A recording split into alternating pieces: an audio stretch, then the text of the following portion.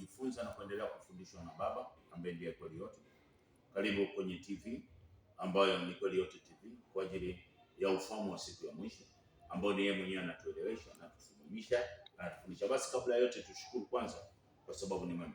Baba mwema mzuri, tunakushukuru, tunakupa heshima kwa sababu ni majira ya timilifu yako mwenyewe. Tufundishe kila mmoja aliyeko mweupe, mweusi, mwekundu. Wewe mwenyewe umekwisha kumkaribisha katika kusikia aliyeko kwa ajili ya utukufu wako wote katika nguvu ambayo ni kwa ajili ya habari za kweli yote, na TV yako ya habari ya kweli tayari wewe mwenyewe unatufundisha kila eneo kwa utukufu wako imetokea. Karibu sana weupe, weusi, wekundu kwa majira nyingine tena kwa ajili ya mwendelezo au kuendelea kujifunza, kwa sababu sasa maisha sio mbinguni, maisha ni hapa juu ya nchi. Kwa hiyo kuna habari ambazo tumekuwa katika kufundishwa miaka yote ya kwamba tutakuwa mbinguni. Kwa hiyo leo tutafundishwa jambo kubwa kabisa ambalo ni kanisa tayari limenyakuliwa. Kwanza ni lazima ufahamu kanisa ni mimi na wewe. Kwa uaminifu kabisa, ni moyo unaoelewa ile kweli yote, na ndio unaweza kushinda malango ya kuzimu. Kwa mara ya kwanza lilitajwa kwenye Mathayo 16 ule mstari wa 17 mpaka 19, akwambia juu yako Petro nitalijenga kanisa, wala milango ya kuzimu haitalishinda. Kwa hiyo utimilifu wa kanisa ina maana ni nguvu ya kuelewa. Sasa je, unyakuo wa kanisa na wenyewe una maana gani? Unyakuo kanisa kama tulivyokuwa tumesoma kwenye Wathesalonike wa kwanza ile 4:13 mpaka 18, ilikuwa inatamka ya kwamba majira ikifika kwamba watakaoanza kunyakuliwa au kufufuliwa kabla ya wote ni wale waliokufa. Kwa hiyo kanisa sasa kunyakuliwa ina maana watanyakuliwa, nasi tutaenda kumlaki mawinguni. Kwa hiyo kumlaki mawinguni ina maana nasi tutamkaribisha, kwa sababu sasa kile kosa lililokuwepo juu ya nchi ni kwamba ni kutojua vitu vitano ambavyo vilikuwa ni siri kubwa. Kwanza kabisa ni kujua maana ya mbingu, pili kujua maana ya wingu, tatu kujua maana ya mbinguni, na nne kujua maana ya mauti na kuzimu na mawinguni. Hiyo imekuwa tatizo, lakini kwa sababu tayari tumeshaeleweshwa na kwenye nguvu ya station au ile nguvu ya TV, ukienda Google pale kulinki pale utapata maelezo yote, na kuko ile nguvu ya maelezo ya yale mafundisho yote. Kwa hiyo tumesoma kwamba wingu ambalo ni jeupe ina maana ni habari za kweli yote. Tumeona mbingu, level ya mbingu. Hapo kwenye wingu utasoma kwenye Ufunuo 11 na Ufunuo 14 ile 14 mpaka 16, inaongelea mambo ya wingu kwa kumwona mawinguni. Ina maana mbingu ni level ya ufahamu. Utaisoma kwenye nguvu ya Korinto wa pili 12 ile mpaka Ufunuo 16:14, ina maana ni level, na Isaya 34 ule mstari wa 6. Tunaona mawinguni, maana ya mawinguni kwamba tutamwona mawinguni kupitia Ufunuo 1:7 kwamba tutamwona Bwana mawinguni akija na mawingu, na ile nguvu ya Mathayo 16 ile 27, hata mahali pa Danieli 7:13 na Marko 13:26, hata mahali pa Luka 21:27, na penyewe tunaona mawinguni akitokea. Ina maana huyo ni mpeleka habari, yaani kama vile tulivyokuwa tunaita wainjilisti wakati ule, ndio mawinguni. Tunaona neno mbinguni. Mbinguni ni mahali pa juu pa uelewa. Ina maana kuna mbinguni ya shetani na kuna mbinguni ya Baba. Mbinguni ya Baba maana yake halisi ni mahali pake. Ukisoma kwenye Mika ile 1 ule mstari wa 2 tunaona hivyo, na ukienda kusikiliza utafundishwa, Kweli Yote atakuwa ametufundisha vitu vingi. Kwa hiyo mbinguni ina maana hivi vitu ndivyo wengi hatukufahamu. Kwa hiyo hata wakati tunapokuja kusema kwamba tutanyakuliwa, kanisa litanyakuliwa, hakuna sasa anaelewa kwamba litanyakuliwa kwa namna gani na nani sasa huyo ambaye atasimama. Nitasoma hapa kwa ajili ya maelekezo haya. Hiyo Wathesalonike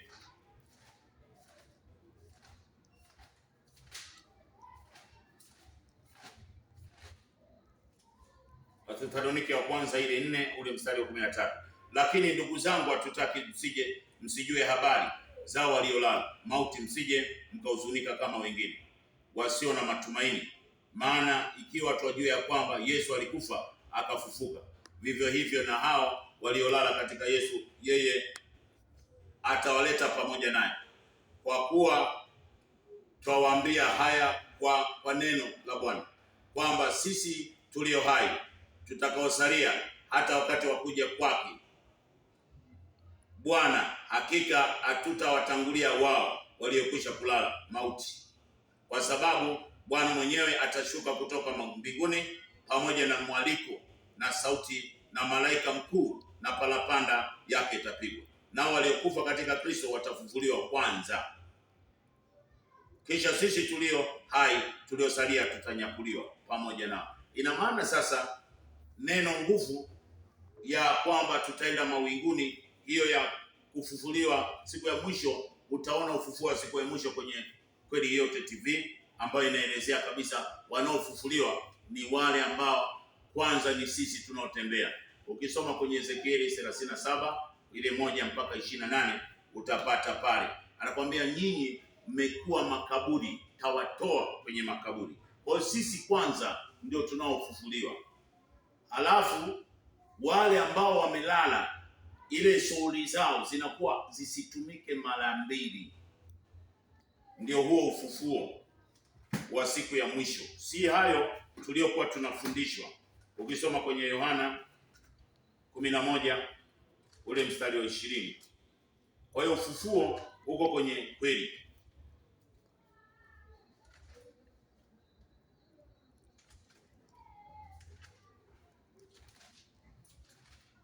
Nasoma hapa. Basi Martha, Yohana 11:21, basi Martha alipokuwa kwamba Yesu anakuja, alikwenda kumlaki, na Mariamu alikuwa akikaa nyumbani.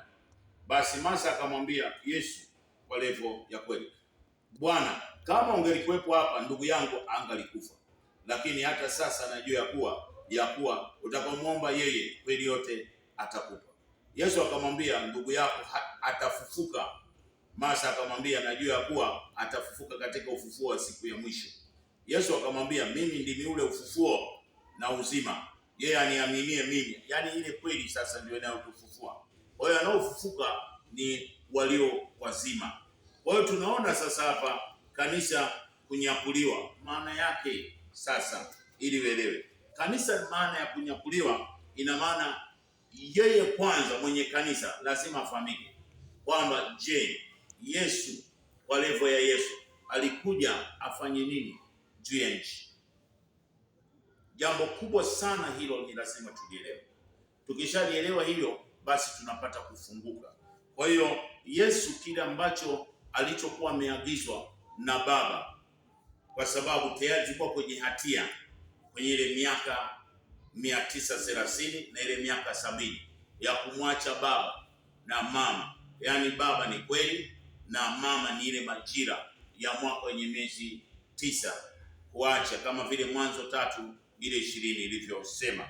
Kwa hiyo tunaona hapo ya kwamba nguvu sasa ya kweli kwa levo Yesu alitumwa kuja kutufundisha, kutuonyesha namna ibada zilizokuwepo juu ya nchi na namna siku ya mwisho itakavyokuwa. Hakuja kutukomboa kama tulivyokuwa tunahubiriwa, alikuja kuonyesha. Hapo tutaiona hapa kwenye hiyo Isaya, alafu ndio tuone Isaya 6.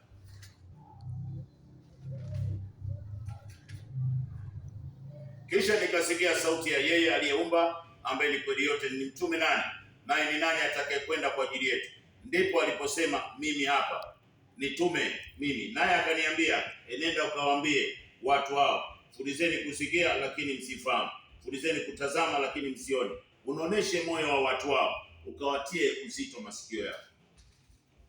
Akasema, hadi lini hali hii itakuwa? Atasema, mpaka pale miji itakapokuwa haina watu. Yaani ibada unaziona zipo sawa, zina watu wengi, makusanyiko ni mengi sawa, watu ishara miujiza inafanyika, lakini si katika ule utimilifu. Ndani ya ibada hizo, watu wote sisi tulikuwa kwenye imani ya vitu na watu, amani ya vitu na watu. na upendo wa vitu na watu. Kwa hiyo hapo pakawa hakuna watu. Kwa hiyo kila mmoja anayekuja si katika lile kusudi la kumwabudu Baba.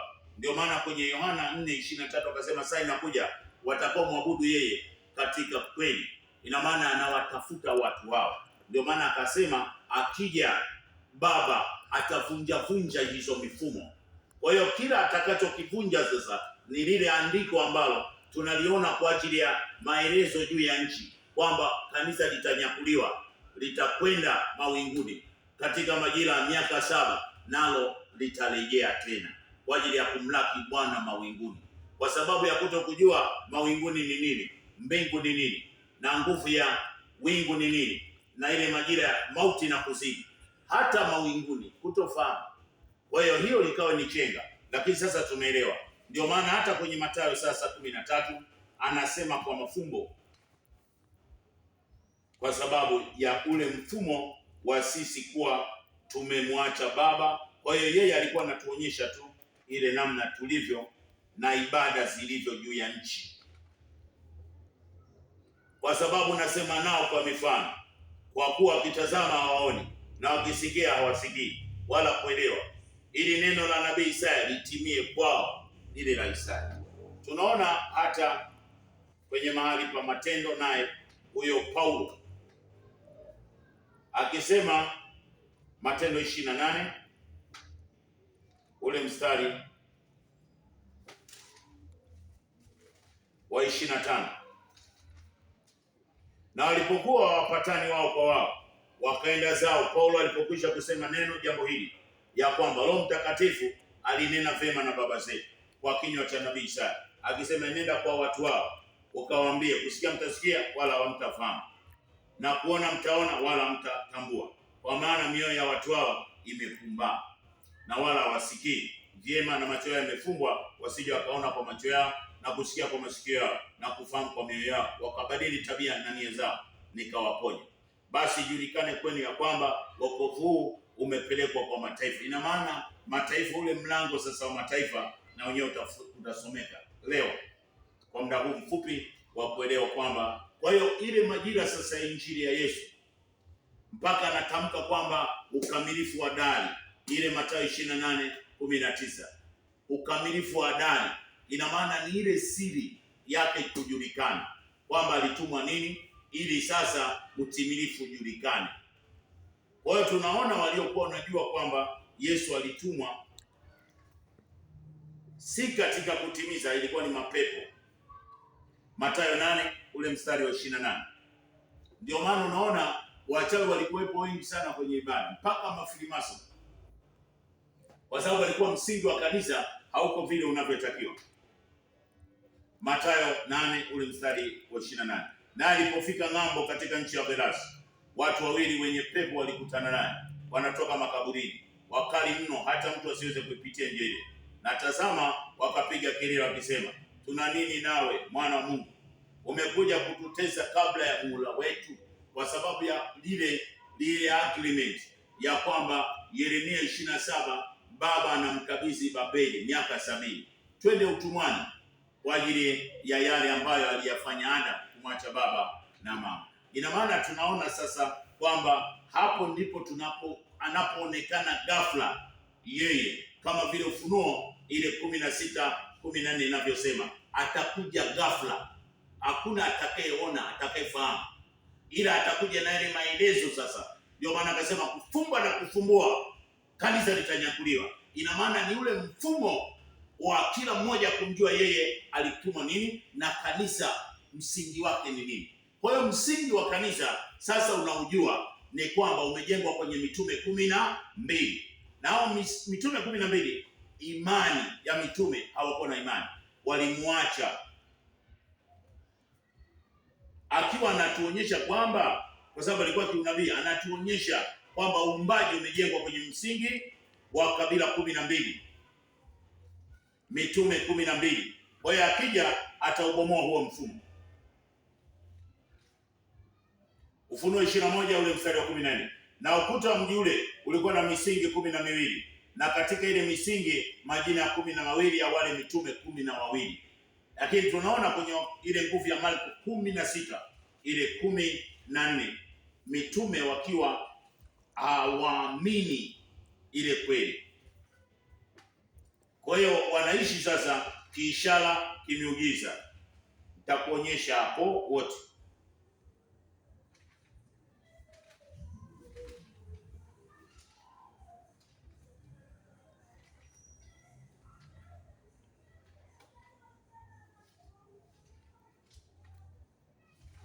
Marko 16:14. Na baadaye akaonekana na wale 11 walipokuwa wakila, wakawakemea kwa kutokuamini kwao na ugumu wa mioyo yao, lakini wakiongozwa na Petro. Petro tunaona ile nguvu ya Mathayo 10:26 ule mstari wa 69 mpaka 75, akimkataa. Kwa hiyo anatuonyesha Yesu kwamba mfumo wa kanisa umejengwa kwenye mfumo wa kabila 12, lakini kwa sababu ilikuwa ni kwenye nguvu ya unabii na wale waliokuwa wanajua ni unabii, ina maana zilikuwa ni roho chafu. Ina maana zile ibada zote tunazoziona juu ya nchi ziliendelea kuwepo. Zile ibada za kifarisayo ziliendelea, zile ibada za vitu na watu ziliendelea, ila kwa kifuniko sasa cha neno la Yesu na jina la Yesu. Ndio maana hata wakati wa kuonekana yeye kwamba ni nani hakufahamika. Ndio maana wote sasa tukawa hatufahamu hii nguvu ilivyokuwa, kupitia pale kwenye Yohana 14 ule mstari wa 6. Yesu akawaambia, mimi ndimi njia. Yaani anajitambulisha, si Yesu. Anajitambulisha yeye ni kweli, yeye ni uzima. Ina maana yeye ndiye njia. Njia ni fundisho, anafundisha ile kweli. Kwa hiyo yeye ndani yake alikuwa akambeba kweli, lakini baba yake ni kweli yote, na Roho Mtakatifu ni moyo wa kufundisha. Lakini kwa sababu alikuja kiunabii kutuonyesha haya yote, hakutakiwa kutuonyesha kutujue, kwa sababu Mafarisayo wangejua. Leo hamna kuongelea habari hizo. Kwa hiyo tunaona sasa, tunajifunza hapa kwamba msingi wa kanisa, ina maana neno kunyakuliwa kwa kanisa ni ile secret ya kanisa lilivyojengwa juu ya nchi. Ina maana kama limejengwa kwenye mfumo wa mitume 12, ina maana ndani yake hakuna anayeamini ile kweli. Kwa hiyo anaamini miujiza, anaamini ishara, anaamini unabii zaidi ya kile ambacho kinatakiwa kufundishwa.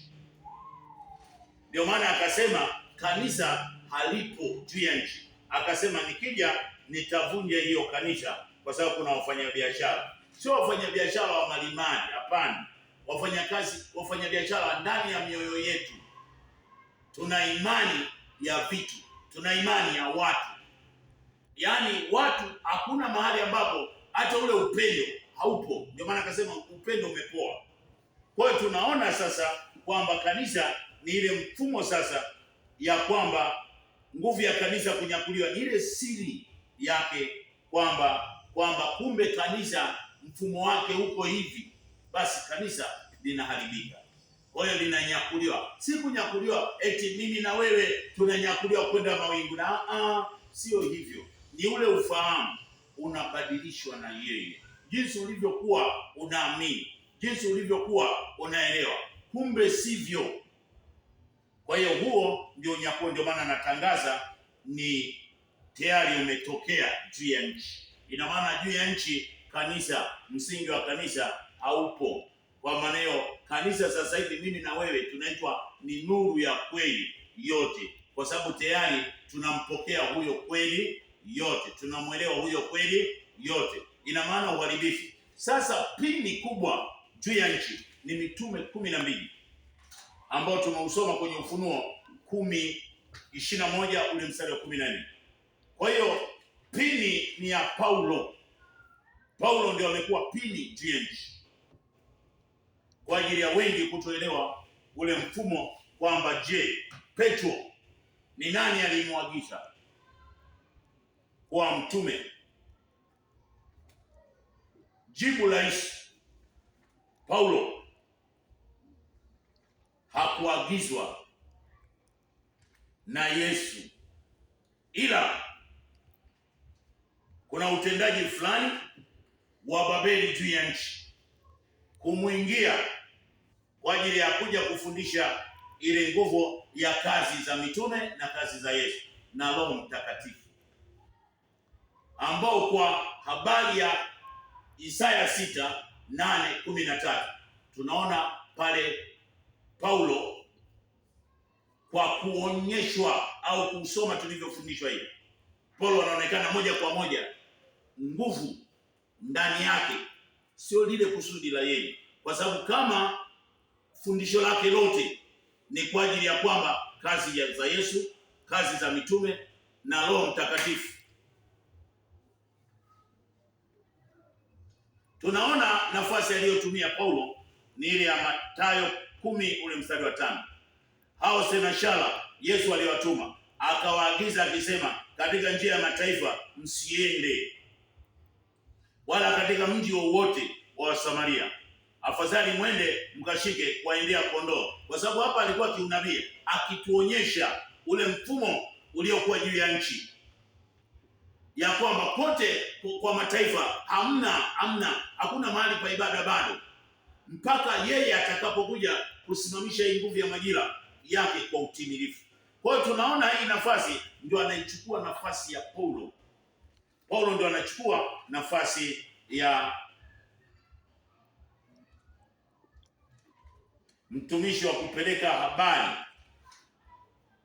kwa ajili ya mataifa. Kwa mlango huu tuliouona hapa, Mathayo 28 ule mstari wa 28, basi julikane kwenu ya kwamba wokovu huo wa Mungu umepelekwa kwa mataifa, nao watasikia hapa. Kwa hiyo tunaona hapa Yesu akiwa anakataa, na mfumo wa Yesu kweli, kwa level ya Yesu, vitabu vyake ni vinne: Mathayo, ile Marko na Luka na Yohana. Hapo ndipo alipotimizia Yesu. Kwa hiyo akija yeye ndio atafungua mlango wa mataifa, yeye Baba kama kweli yote, kuja kutimiza yote yaliyokusudiwa. Tunasoma hapa ili umuone huyu Paulo akitengenezwa hapa juu ya nchi, ambao ndio mlango mkubwa ambao unazuia nguvu ya uelewa wa watu wote juu ya nchi. Matendo ile 9 ule mstari wa 17. Tuanze mstari wa 10. Basi palikuwepo Dameski mwanafunzi jina lake Anania. Bwana akamwambia katika maono. Anania akasema, mimi hapa Bwana. Bwana akamwambia, simama, enenda zako katika njia itwayo Nyofu, ukaulize katika nyumba ya Yuda mtu aitwaye Sauli wa Tarso, maana angalia anaomba, naye amemwona mtu jina lake Anania akiingia na kumwekea mikono juu yake apate kuona tena. Lakini Anania akajibu, yeye Bwana, nimesikia habari za mtu huyu kwa watu wengi, ambayo mengi amewatendea watakatifu wako Yerusalemu. Hata hapa ana amri tokayo kwa wakuu wa makuhani, awafunge wote wakuitao jina lako. Lakini Bwana akamwambia, enenda, kwa maana huyu ni chombo kiteule kwangu, alichukuaye jina langu mbele ya mataifa. Hapa ndipo tunaona mstari huo unatokea kwa sababu ya kukoti pale kwenye ule mlango wa Mathayo 10 ule mstari wa 5.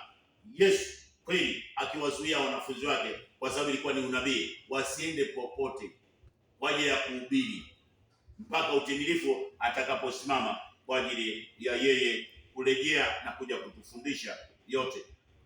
Anania akaenda zake, akaingia mle nyumbani, akamwekea mkono akisema, ndugu Sauli, Bwana amenituma Yesu aliyekutokea katika njia uliyoijia, upate kuona tena ukajazwe Roho Mtakatifu.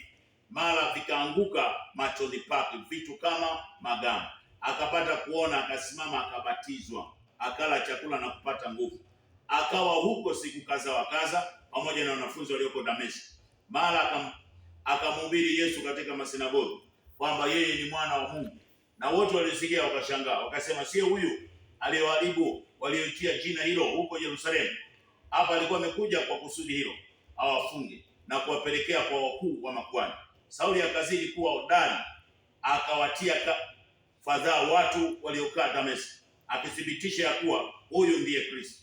Hata siku nyingi zilipopita, Wayahudi wakafanya shauri ili wamuue, lakini hila yao ilijulikana na Sauli. Wakamvizia malangoni mchana na usiku wapate kumuua. Wanafunzi wake wakamwendea usiku, wakamshusha ukutani, wakimteremshia. Na Sauli alipofika Yerusalemu, alijaribu kujiunga na wanafunzi, nao walikuwa wakimwogopa wasisadiki ya kwamba yeye ni mwanafunzi. Lakini Barnaba akamtoa akampeleka kwa mitume. Sasa tunaona hapa Paulo ndio anashereheshea sasa, yani kuweka kama daraja la kuonyesha uumbaji kwamba Yesu alikuja kutusaidia, kututolea nguvu za giza kama vile Matendo 10 ilivyo.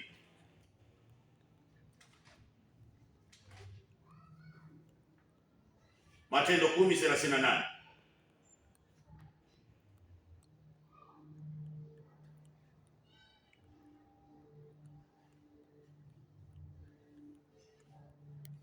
Habari za Yesu wa Nazareti, jinsi Roho Mtakatifu na nguvu naye akazunguka. Alipakwa mafuta kwa Roho Mtakatifu na nguvu, naye akazunguka huko na huko akitenda kazi njema kwa kuwaponya wote walionewa na Ibilisi. Kwa hiyo alikuja kutukomboa na nguvu za Ibilisi, lakini sivyo.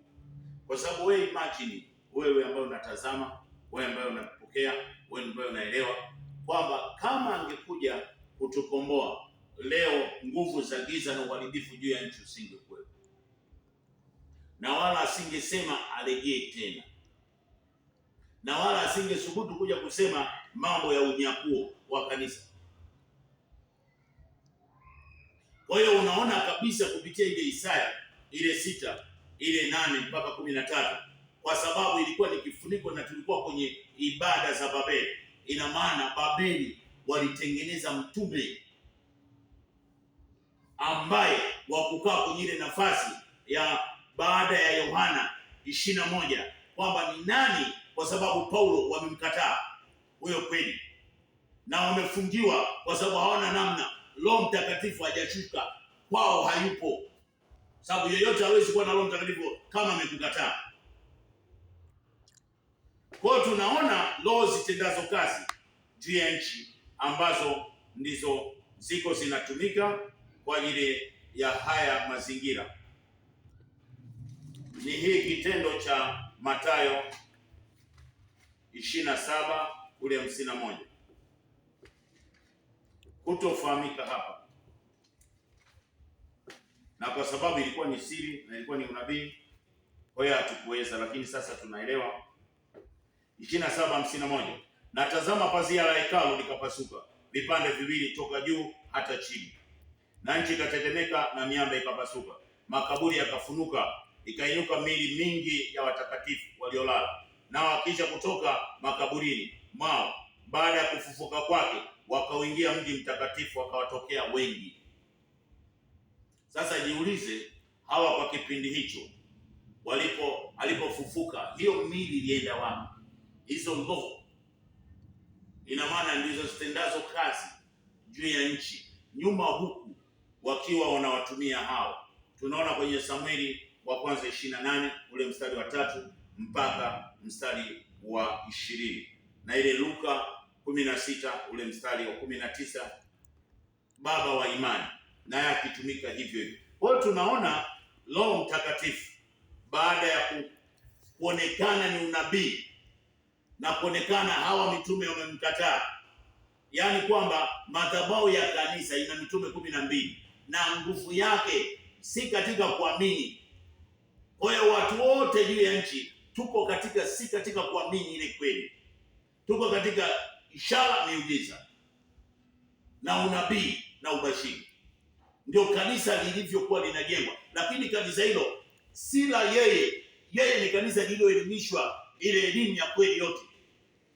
Ndio maana akasema akija ataondoa. Kwa hiyo ile kutoelewa maana ya yale ambayo yalikuwa yanakusudiwa tuyafahamu, ilileta shida sana, lakini kwa sababu amekuja yeye, atatufundisha na atatuelekeza siku baada ya siku mpaka utimilifu wake. Hata Mathayo 22 ile 29, huyo kweli kwa levo ya Yesu akawajibu akawaambia, mwapotea kwa kuwa hamyajui yale yaliyoandikwa ndani yake, wala uweza wa yeye kweli yote ndani ya haya yaliyokuwa yameandikwa. Kwa hiyo tunaona hapa kile kitendo cha Luka tena, alafu tumalizie hapa.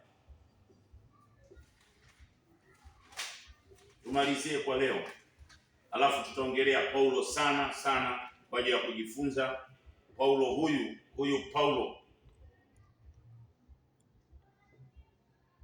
Luka 23:44.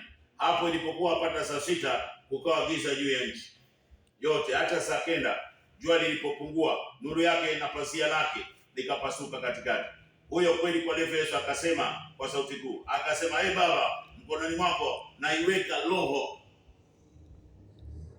Sasa ukumbuke ni roho ya namna gani aliyokuwa anaikabidhi baada ya utimilifu wa hiyo nguvu ya kazi aliyotumwa kwa ajili ya unabii wa kutuonyesha siku ya mwisho itakavyokuwa, ishara zote na mfumo wa kanisa ulivyo. Ndio maana akabaki kusema kwamba akija kama mwizi, basi sijui atatukutaje, lakini tumepokea nguvu ya badiliko kabisa juu ya nchi. Na maana Paulo ni yule ambaye kwa sababu ni utimilifu uliokuwa kwa ajili ya Babeli miaka 70. Kwa hiyo tutafundishwa zaidi, tutaelimishwa zaidi, tutaeleweshwa.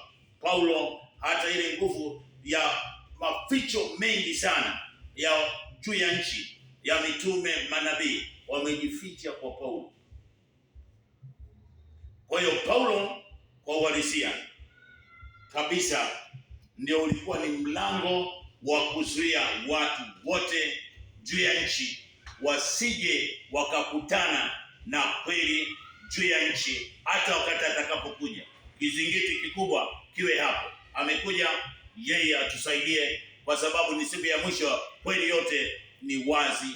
Kwa hiyo yeye awabariki, awainue, na tayari tumefunguliwa kila eneo, na wewe ukamshukuru yeye, akupe lile jicho, akufungue, akueleweshe, kwa sababu ni kweli tarumbeta la siku ya mwisho limepigwa.